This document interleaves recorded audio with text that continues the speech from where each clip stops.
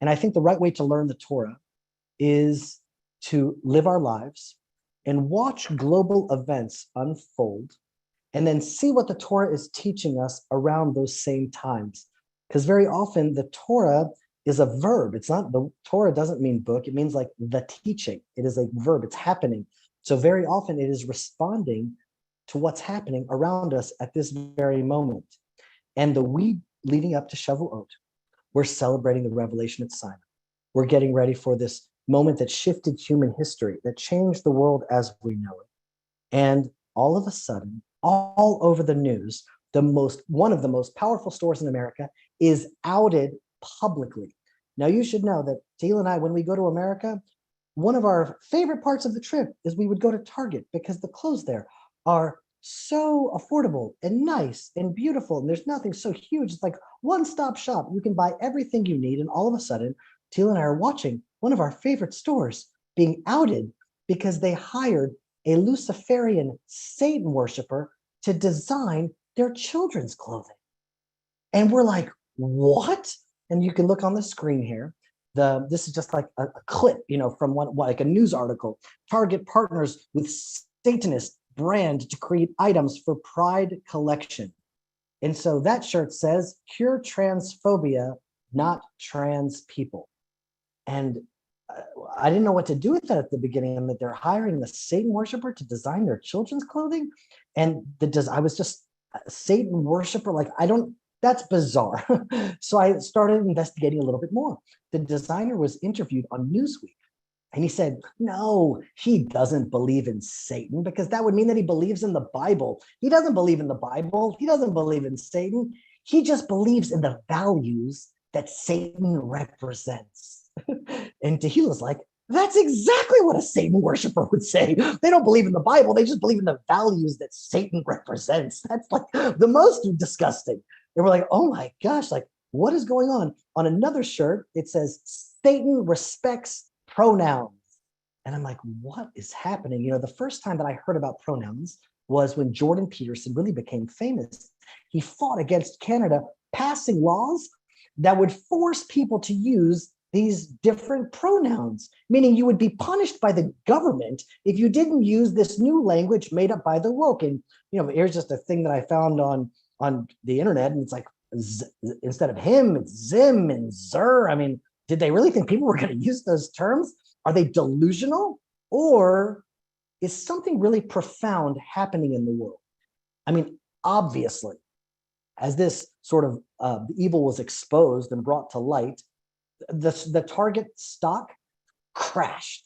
I mean, if you look at the Bloomberg and Barron's and all these, the news outlets, and there's the business sections, they just say like, oh my gosh, everyone's boycotting Target, and the stock is crashing because normal parents do not want to give their children clothing made by satanic Luciferians, and people started to just not go to Target. And on the contrary, they were trying to sneak this into our children. We're just boycotting the whole store.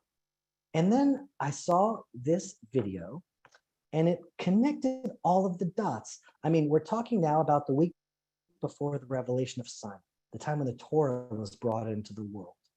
And all of this is coming to light. Like often evil sort of hides itself. It's like, no, I'm a snake in the garden. I'm really trying to help you. I taste this fruit. It's like, it's not really telling that it's evil. It's coming in the guise of being accepting, of being loving, of being kind to others and understanding of others. And that's really hard to sort of argue with. We all want to be accepting and loving and kind to others. And oh no, these are Satan worshipers. Oh my goodness, that's a shock. Now it's sort of all the pieces are coming together. Well, watch this video. It's of the Prime Minister of Canada, Justin Trudeau, criticizing Americans for boycotting Target. Watch this guy. He's something else. It's scary to see what's happening in the United States. Whether it's 2S LGBTQI plus rights that are constantly being attacked. My government will never let it happen. My government will always stand up unequivocally for women's rights, for 2S LGBTQI plus rights. 2S, who added the number 2? When did that happen? What? People are identifying as numbers now? When did that happen? He just said that. I mean, he didn't even flinch. He didn't laugh. He's an amazing actor. I mean, he was a drama teacher before he became a politician. He reads the lines that they wrote for him so well. He's such a good actor. But honestly, 2SGLBT, there's a number in there now? That is something that no one was expecting the number in there. People are identifying as numbers now. I mean, what is going on? What does it mean that Satan respects pronouns? And what does it mean to believe in the values of Satan? And what it is the opposite of the Sinai revelation. The Bible comes to the world and says life has a purpose. Life has meaning. There's a good life. There's ideals and values that transcend this world, virtues to live out in your life, ideals, truth. And what are these pronouns trying to convey? What's the spiritual message? They're saying there's no truth. There's no meaning. We can make up our own meanings. There's no good. There's no evil. There's no him. There's no her. There's zer and zim and two and plus and all these. It's like ludicrous because life is absurd and meaningless anyways. But wait a minute. You're going to tell me that there's nothing true in the world? You believe in the values of Satan? You can just do whatever you want, be whatever you want. You can make up your own values, and that's kind of appealing sounding. Well, that sounds good. But then the good people of the world, they ask themselves, well, what about inflicting pain or hurting the innocent? I mean, that's inherently wrong, right? Well, here's where the Bible can teach us a profound truth about humanity. Because with all of our technological progress, humans haven't changed much. What was the core evil practice in the times of the Bible? The ancient idolaters that Israel had to fight against, the idolaters that were the utmost evil.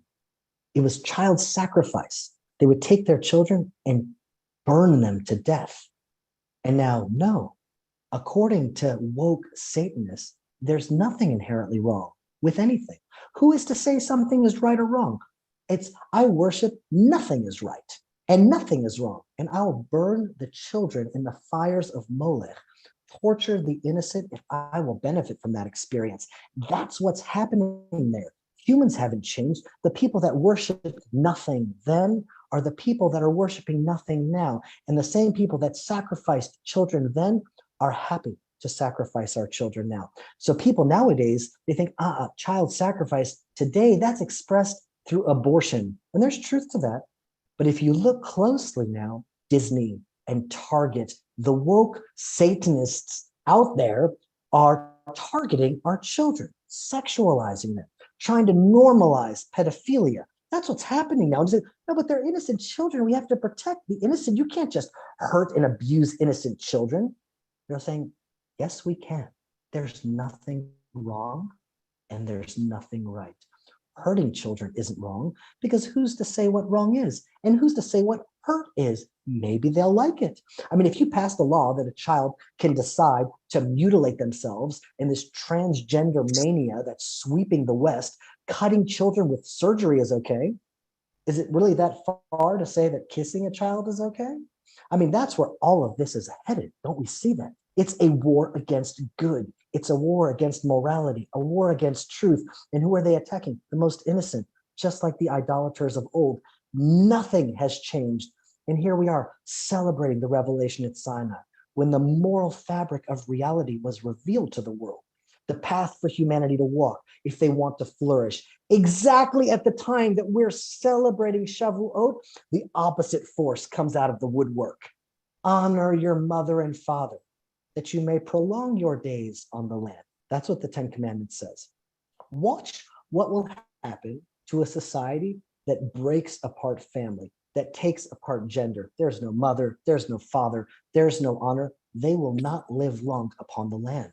And you can watch actually as this woke civilization, the most woke cities in the United States now are crumbling before our very eyes, because without the fabric of reality holding it together, the whole thing comes apart.